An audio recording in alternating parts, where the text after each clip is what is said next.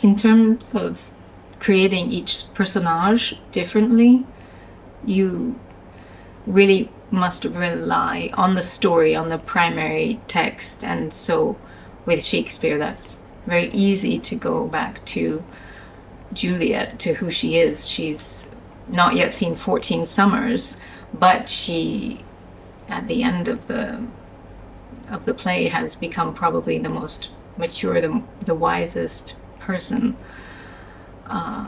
on stage, really, in the world that she inhabits. And I think when we are just showing balcony pas de deux, obviously that's just a part of the entire piece, but it is showing that young love and showing how that is absolutely overwhelming to her. And there's a similarity between Manon, because I think Manon, though she is more worldly, she also has a love for Des Grieux, which is very surprising to her. It's almost shocking that she finds this young poet so alluring when most of what she has been trying to do thus far in life is get to a point where she can survive and be comfortable, because she's come from such humble beginnings, which is obviously very different from Juliet, who's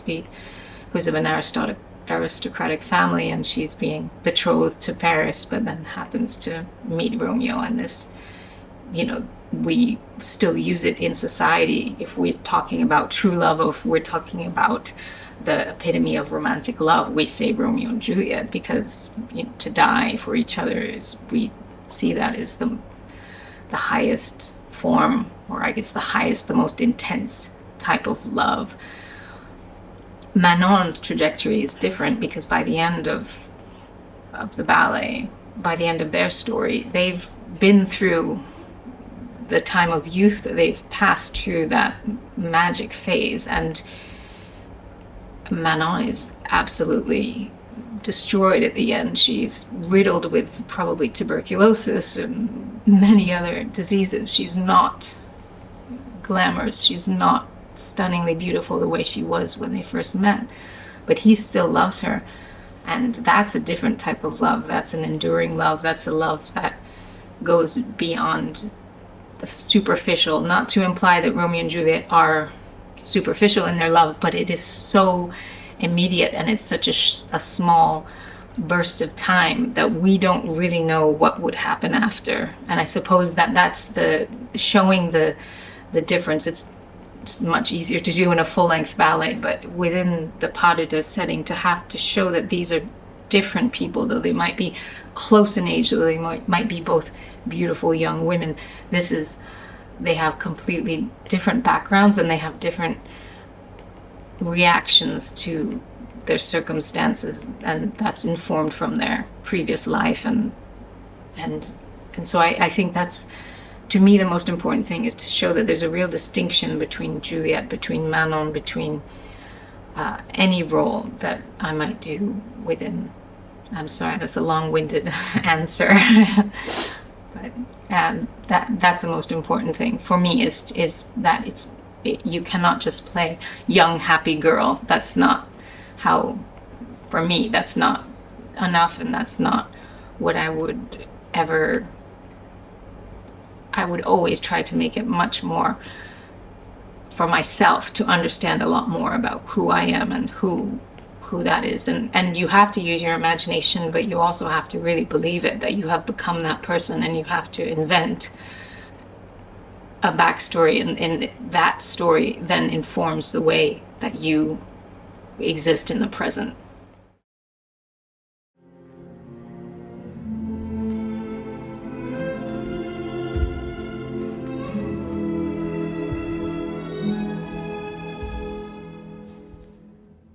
I think there are lots of similarities, but in my head they're very, very different people. For me, Romeo, the way that I think of Romeo at the moment is almost quite reckless. He's impulsive. And very impulsive.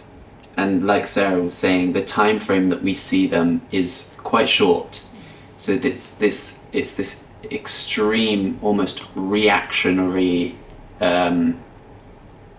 feelings, like a love whirlwind, and in a huge, well, quite contrasting way, I see Des Grieux as, you know, he's very quiet, he's very educated, he's even, you know, their postures are completely different. That's one of the ways that I try and find the characters, is in the way they hold themselves, where their energy is kind of where it's based. For me, Romeo he's much higher. His energy is a lot higher, whereas Des Grieux is he's got the breadth, but the energy is quite low, and he's much more assured. He's more centered within. Yeah. Ponderous. Yeah. And I think it's Manon that brings out the height in him. But I mean that's the joy of these ballets, is that they are such incredibly different people, and the choreography is so robust that it feels almost very easy to channel if you channel the choreography, it will be very clear. It will, what you're saying is very clear. But it's been I've really loved working with Sarah, because she also has, you know, she has the way she plays Manon. She has different perspectives, and we've shared different ways and finding different moments, and even just like the idea because like I was saying, because the choreography is so robust, you can make these very small changes, but actually they say quite different things. And I love that about working with Sarah, because I found different ways of telling the story.